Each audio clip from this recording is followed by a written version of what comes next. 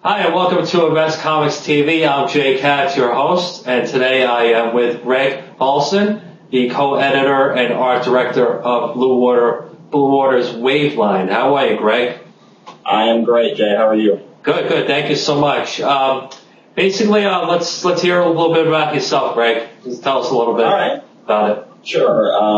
I've been working, I guess, in indie comics for going on about almost 10 years total. My very first published work was in an indie book under, I think the name of the company that published it was called Blink Comics, way back in 1996. Wow, that's a long time ago. Oh yeah, this was a long time ago. I was 19.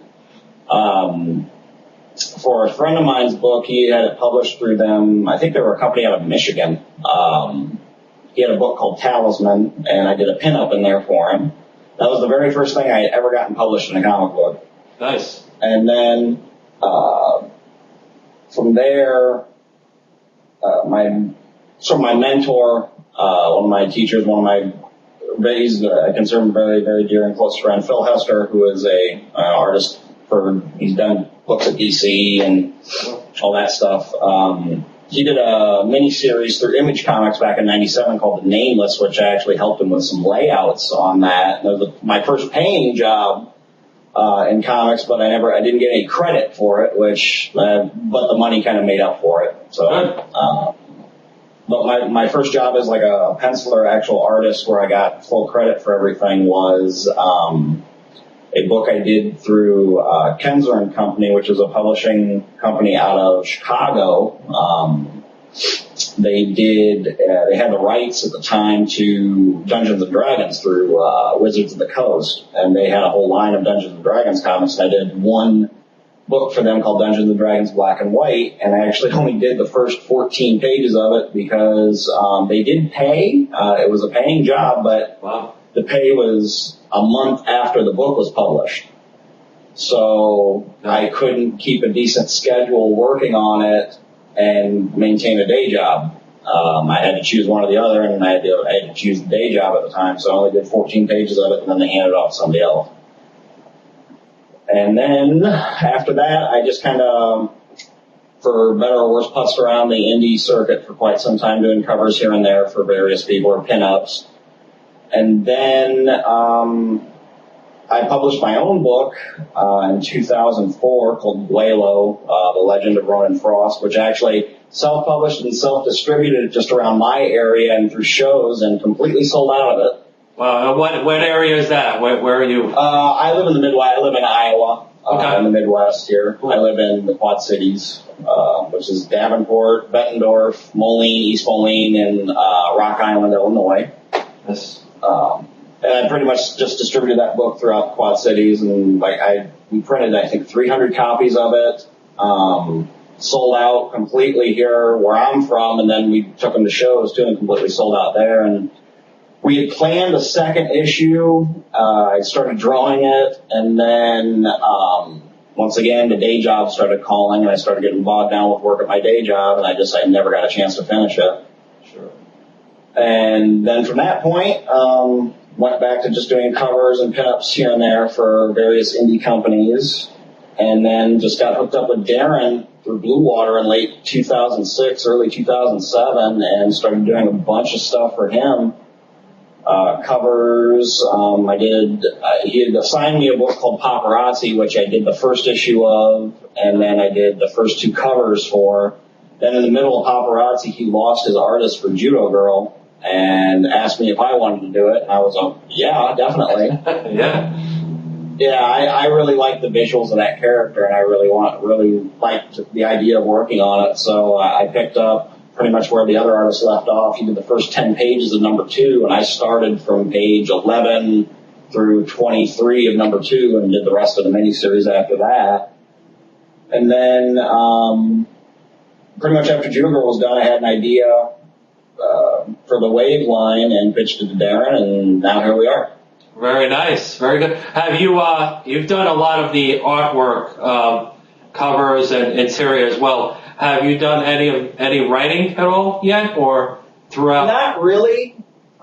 Basically, my writing, if I wrote something, I wouldn't be able to draw it, and that sounds kind of weird, but if I ever did write something, I'd have to find somebody else to draw it because I'd only want to concentrate on one thing.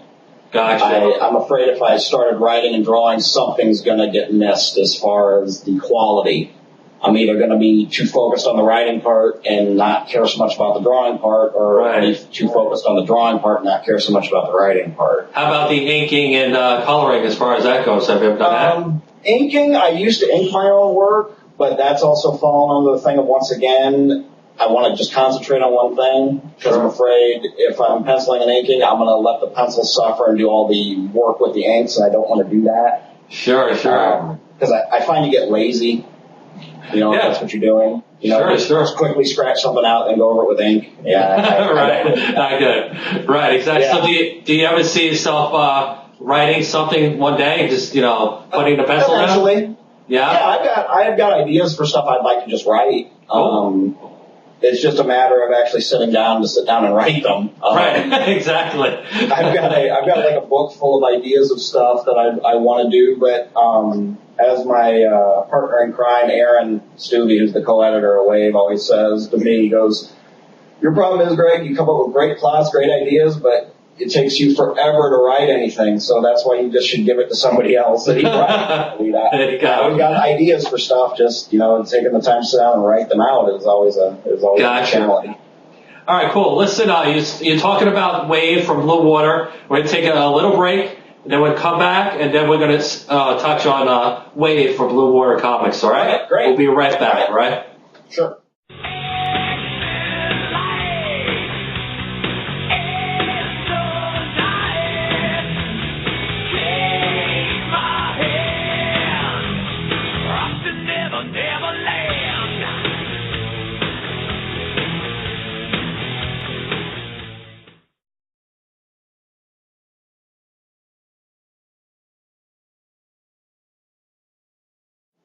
Hi, and welcome back to InvestComics TV. I'm Jay Katz. I am here with Gregg Paulsen, co-editor of the Blue Water line, new line coming out called Wave.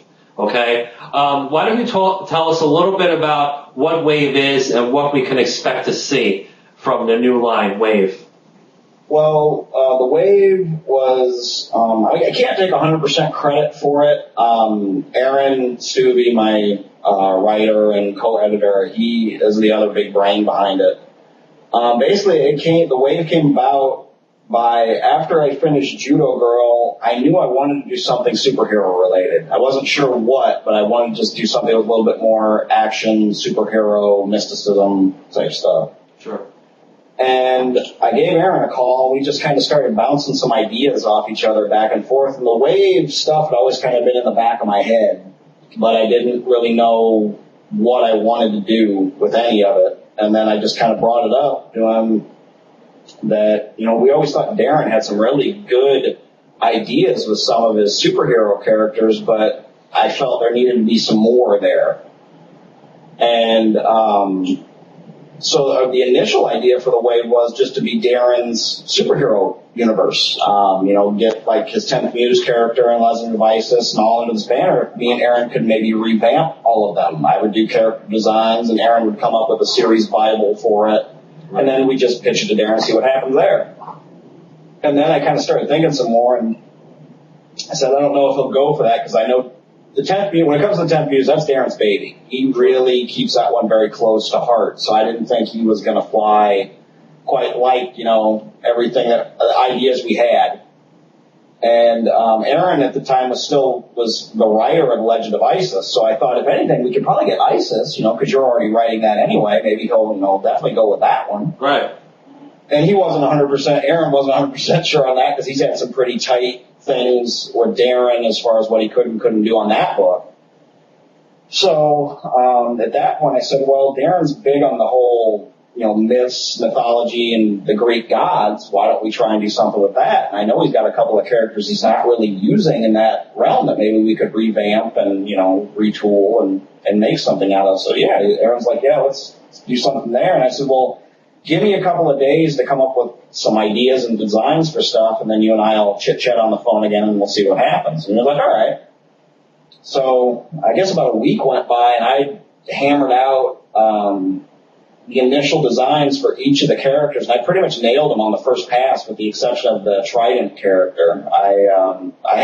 He was the hardest one for me to nail, because I had an idea in my head of how I wanted him to look, but I had to make sure it wasn't going to be too ferocious, because he's got to be a good guy, but he can't look. I don't want him to look too much like a bad guy. Right. But everybody else I pretty much nailed on the first pass, and drew him, scanned him, sent him to Aaron, called him, told him the ideas that we had, and then we just started once again bouncing ideas back and forth off each other. And that week he wrote the whole series Bible for the Wave, which was accepted as is. I mean, we sent it to Darren and said, look, this is our idea. We want to take these characters, make them in a separate universe. I mean, no 10th Muse or none of those characters will be involved here. We're just going to take these and establish these guys first. Well, let's just see what happens. Right. And thinking that Darren was going to think Aaron and I are completely out of our minds. He was going to say no and, go do something else. You're not doing this. He said yes. And to Darren's credit, I mean, he's given nothing but carte blanche to me and Aaron. I mean, basically things were just moving really quickly the way I'm hearing it. They started very fast. Once he accepted that proposal, I went out and found the artists, and Aaron found the writers, and we've lost a couple of artists due to time. They're not working as fast as we'd like, and I've had to let some people go and bring on some different people. But the people I've got that have stayed since the beginning, and the new people I've found are all amazing, undiscovered talents. So wow. So basically, that's the birth of the Blue Water Comics superhero line, basically, right? I mean, yeah, that was the birth, the genesis of it, and basically what the line is just a reimagining of these old Greek myths that we've all read about, whether it be in school or in books about mythology. And what titles are we looking at, and what kind of stories? What are we looking at? Well, basically, we've got 4 core titles that start. The books will start with Heracles, which we're actually using the Greek pronunciation of his name. He's not called Hercules, he's called Heracles. And one of the jokes that actually runs through the book is people are constantly calling him Hercules, and he's constantly correcting them. Okay, great. So, I mean, it's a running gag throughout each issue. If somebody calls him Hercules, he'll either give him a look or say, my name's Heracles. Gotcha. And it just kind of stops with that. But that one of the 4 is the one that makes me laugh the hardest whenever I read the scripts, because I think that's the one that's going to be, people are going to like, because it's a fun adventure book. It's really fun. It's really funny. It's got some great humor moments. I mean, when we first meet up with Heracles, in the first 12 pages of number 1, he's getting drunk in a Greek village, and he's trying to get to Las Vegas, and it's really funny. So Heracles starts it off, and we got a great writer-artist team on that. Drew Stutzman is the name of the writer of Heracles. He's somebody that Aaron knows. They've been friends for a while. Aaron brought him in, and he's just got a great knack for writing good humor. Like I said, Heracles is going to be a very funny book. Cool. And the artist we have is a gentleman named Adam Cleveland, Adam sent me his samples when I was looking for somebody for it, and his samples, just knocked me on my duff. He was just phenomenal. And the pages he's been turning in are mind-blowing. Really, really good. I can't believe, Marvel and DC haven't picked this kid up, because they just amazing stuff. And then the next book is Orion, which, is the book that I am penciling and Aaron Stuvey is writing. And that one is the more mystery men-ish,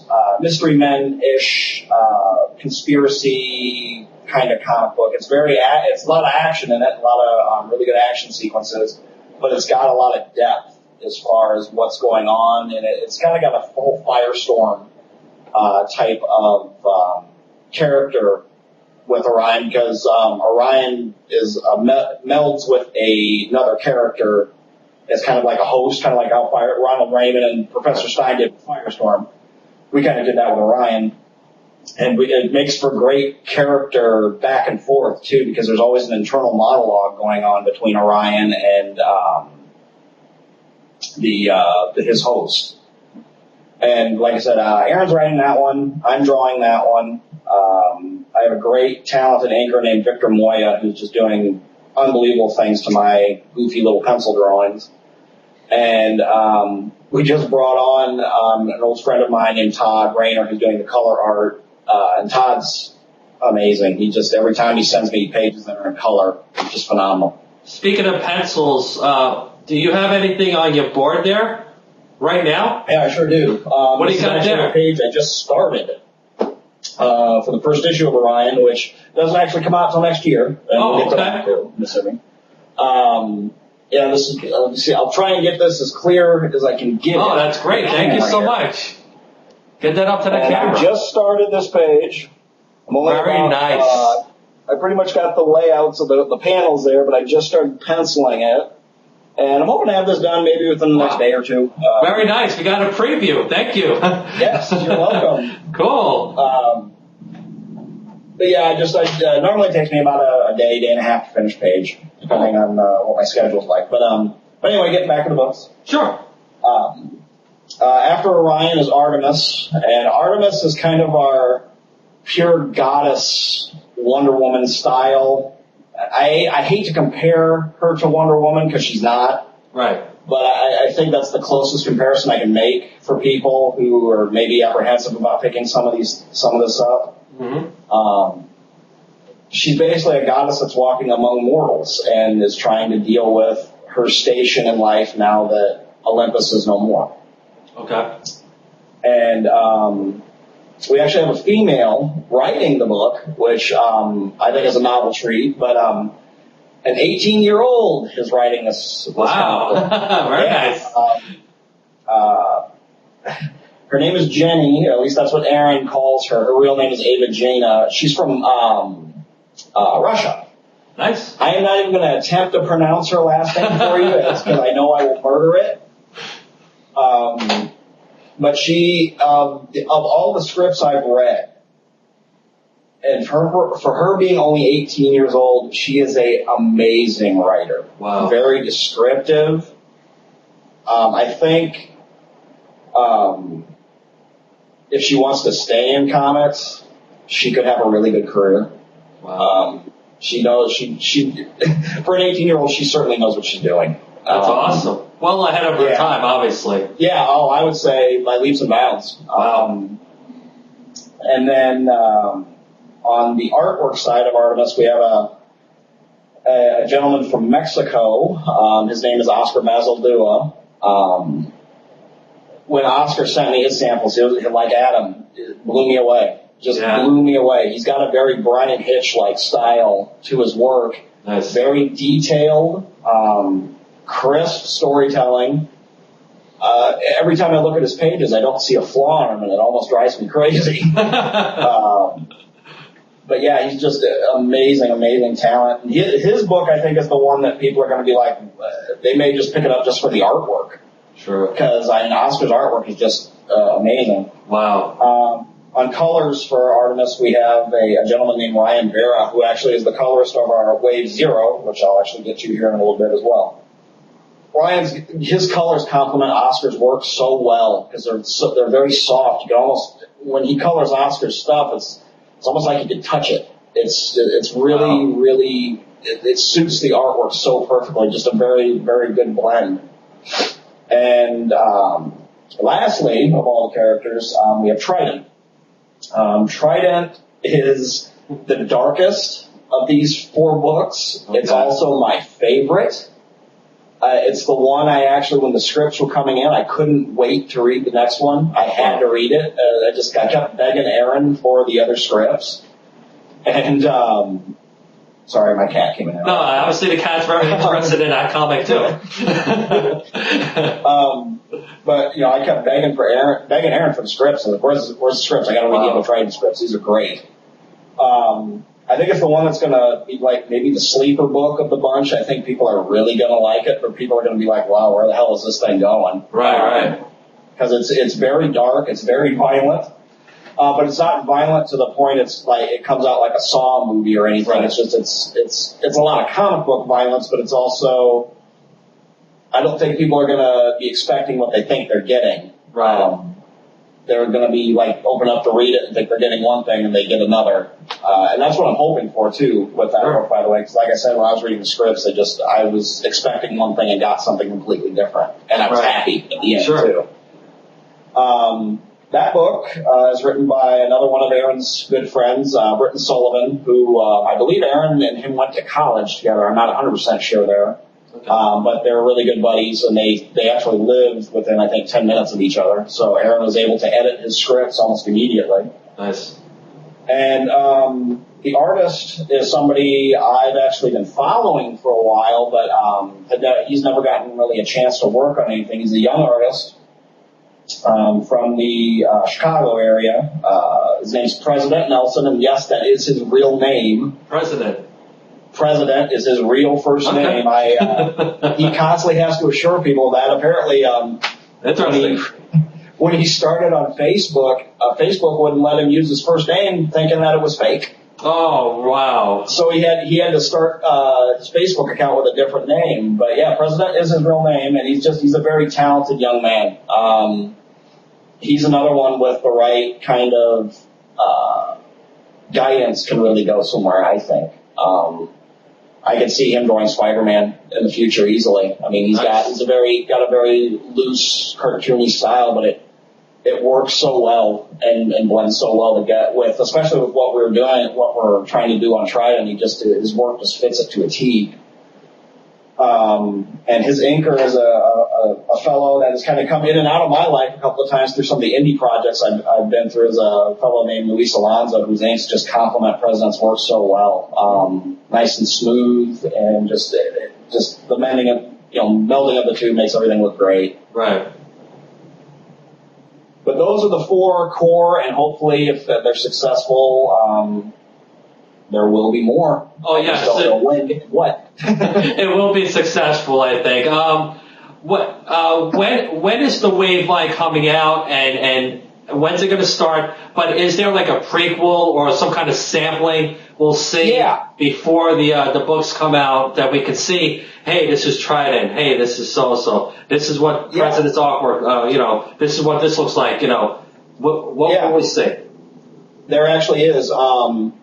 In my home state of Iowa, on September 17th, there's a show in Altoona, Iowa, called The Icon. They do it every year. It's actually this is the 10th or 11th year they've done it, but it's always a big show for this area. It's only a one-day show, but we're actually debuting the Wave number 0, which is actually called Twilight of the Gods. Nice. We're actually debuting that at this show. And it's going to be a different version. Then there's actually going to be another version of the Twilight of the Gods coming out in November. That's going to be the actual date the Wave starts and hits the comic book stores. Twilight of the Gods is the start of the whole thing. It's a primer. It's basically is the story that leads into the other books. It is separate from the other books, but it's basically the thing. You don't necessarily have to have it, but it's a nice little thing to have before the other books come out. Sure. And we're doing a special edition of it for the Icon too. It's going to be a sketch cover edition. Nice. Where myself and President Nelson will actually be at this show, and if you get a copy of it from us, we do sketches we're going to do a sketch on the cover for you. Nice.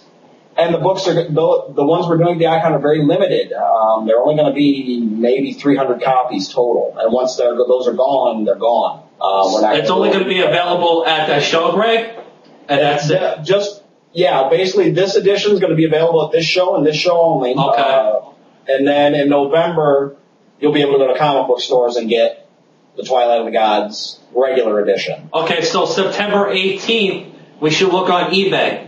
September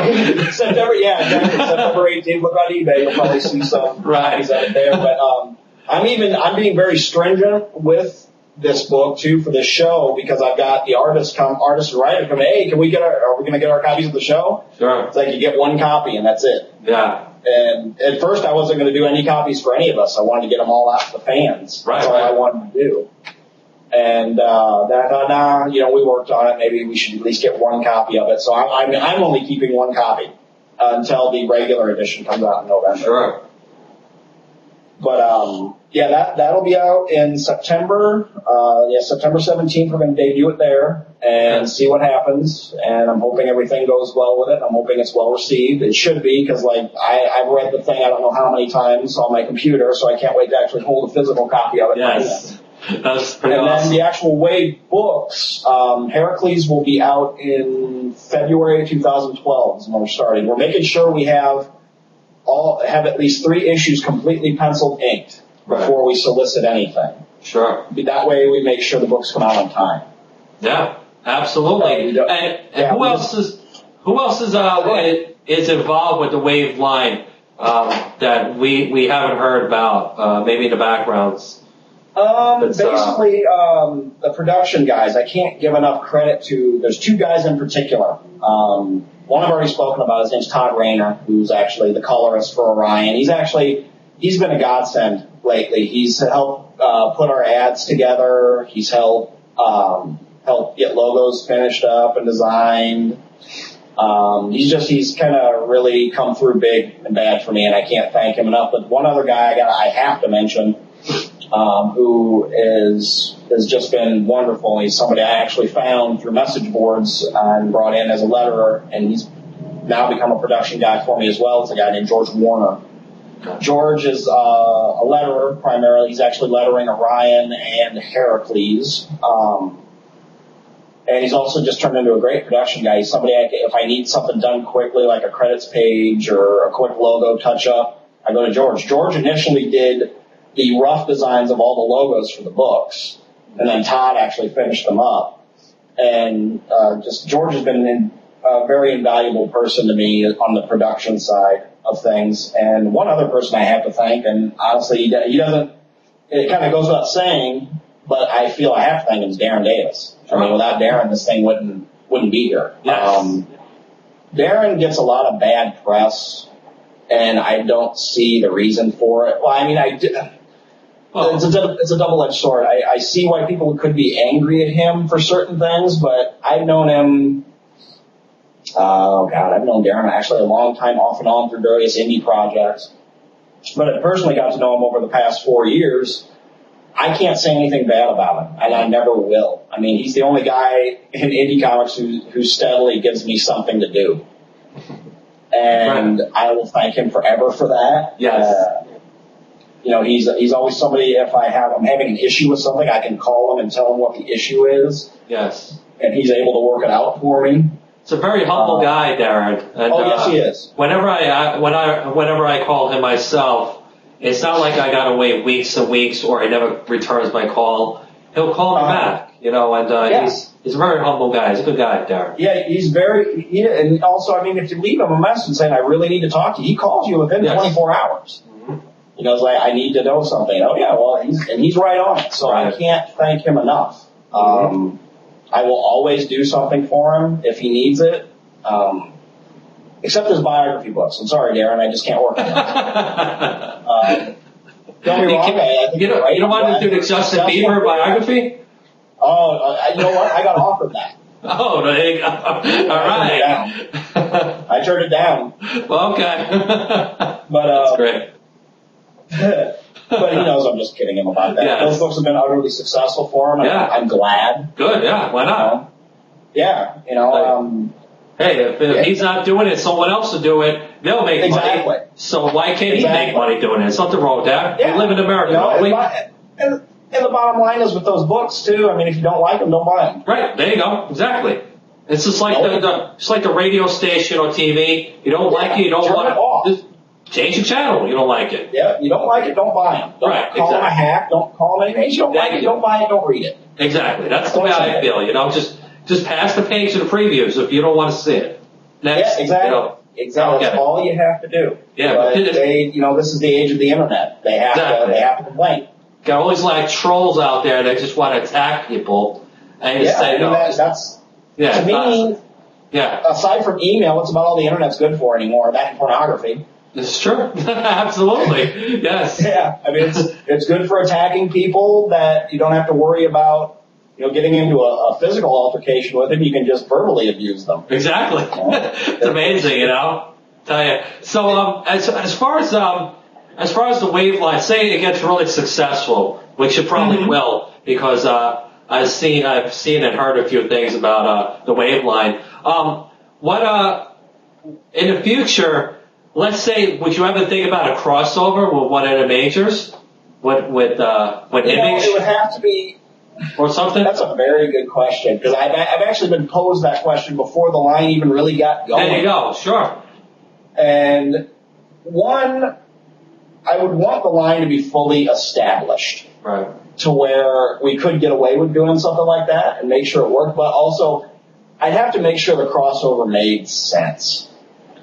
There's a lot of times you see like for example, the Punisher Archie crossover. I don't know who was smoking what when they thought of that, but I'm trying to figure out how that got through to get published. I mean, when you think about it, it's hilarious. Yes, but you also got to think why. Yeah, exactly. There's got to be a purpose to it. I don't want to do it just to do it. Right. I don't want to have a Ryan meet Batman just so we could get some DC Comics press. There's got to be a reason for it. Exactly. No, absolutely, I'm not one of those guys. I had a long, lengthy conversation with Aaron about this once. I pretty much decided I'll probably never go to the San Diego Con. Okay. And it's because it's not about comics anymore. It's about who's got a new movie or TV show. And that's what it's become. I mean, I knew things had taken a turn for the worse when last week I was in the grocery store and saw a TV Guide Comic-Con issue. Wow. And I just kind of stared at it blankly. I'm like, really? Wow. Yeah, I mean, the show coming up in October that I'll be at, the New York Comic Con, that seems to me still within the boundaries of comic books, which is really good. I prefer comic book conventions to be about comic books. Right, exactly. That's just me. I don't want to meet the guy who played the third stormtrooper from the left in Return of the Jedi. I really don't. Exactly. And I don't care about, it's nice that people want to come out to see these people. That's great. You make your money in your $25 autograph sessions, but as a comic book fan, I don't care. Exactly. Sure. Absolutely. I go to, buy books I need or want. I go to buy the occasional toy I don't have.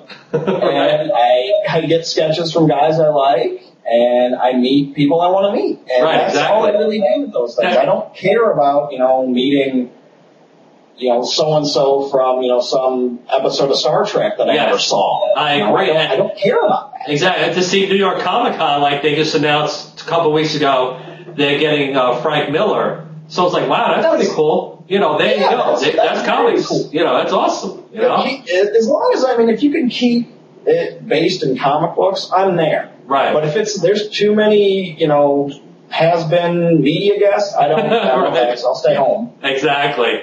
So speaking of comic books in general, what's on Gregg Paulsen's pull list? What do you like to read? What do you like pull list. Yeah, what do you like to check out every Wednesday? All right. Let's see. Invincible is always going to be a constant read for me. Yeah. I love it. That book has just gotten better. I have every issue. I've been collecting it since the first one. Thor, anything Thor related, I'm there. What else do I get that I really enjoy? Walking Dead still. Been with that book since day one. Cool. Anything Eric Powell does, I'll buy. Goon, Godzilla, I'm there. Cool. And is it Phil is involved with that book, Godzilla? Yeah, Phil did the first couple issues. He's not going to be doing any more. I think he's done now, but yeah.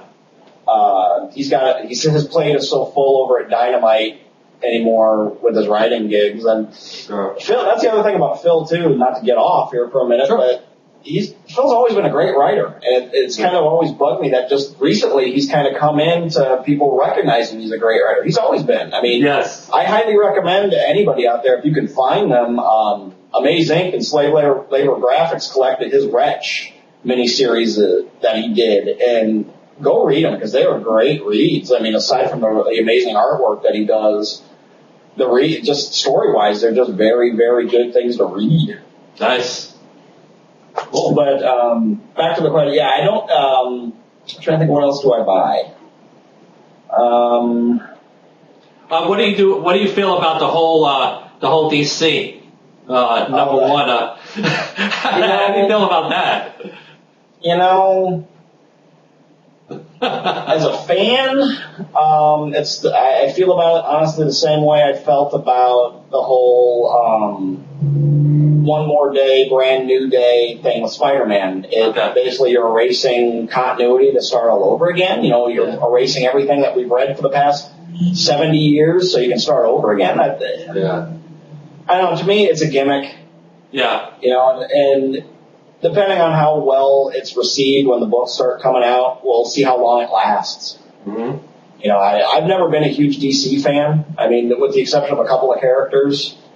I'm always going to be a Batman fan. Superman still holds a very, very warm spot in my heart because if it wasn't for Superman, I probably wouldn't like superheroes.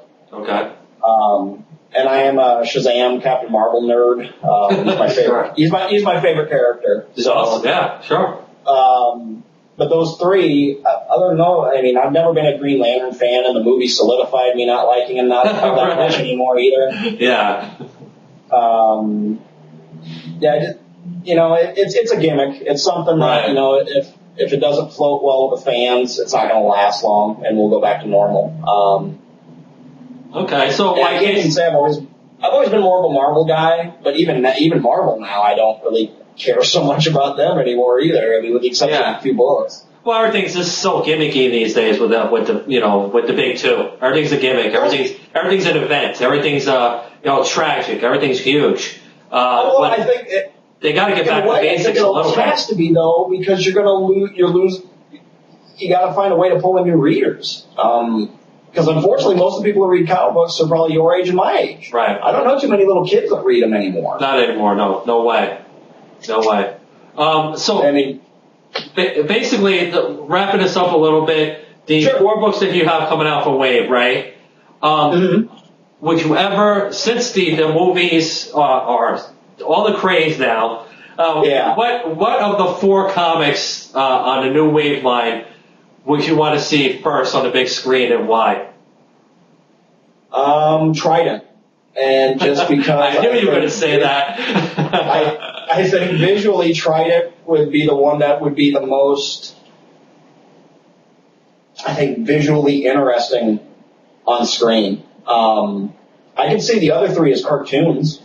Oh, cool. Okay. I could live action movies. Who's playing Trident? I could probably see more Trident more as a cartoon than a live action too. Who's playing Alina Trident? Oh man.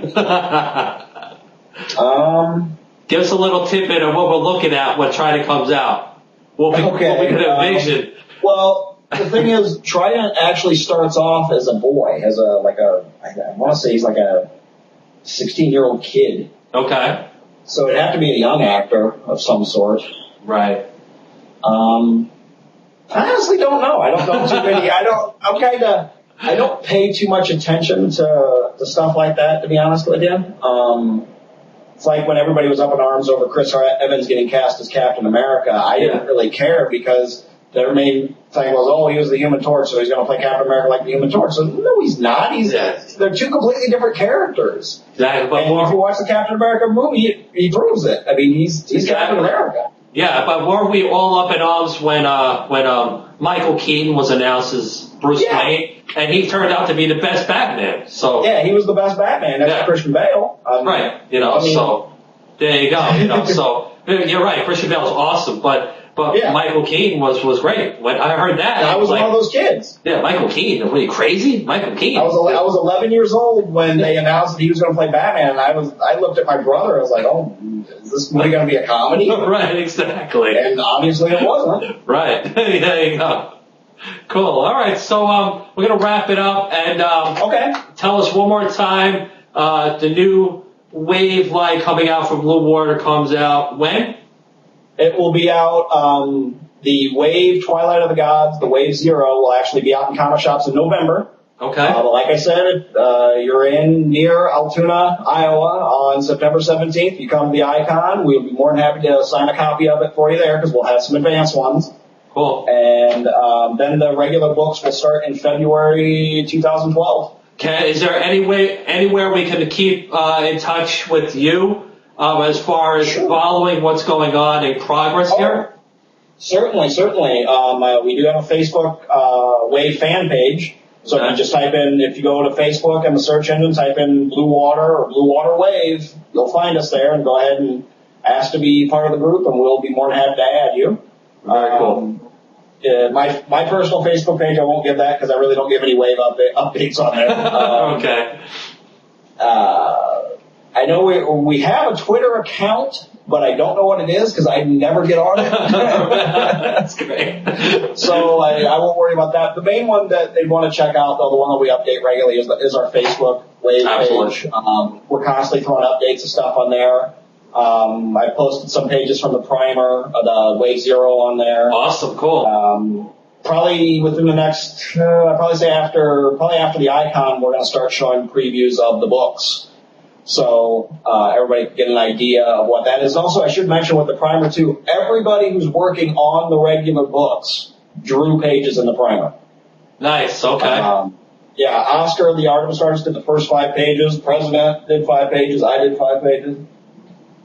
So basically everybody who's working on the regular titles did pages in the primer. So it gives you an idea of what all the art styles you're going to be seeing in the other books look like. Cool. Great. Okay. So, all right, we're going to wrap this up. Thank you so much, Greg, for coming on InvestComics TV. Come back, see us again once the book Wave hits the stands. We'd love to speak to you again. Good. Thank you so much. All right, Greg.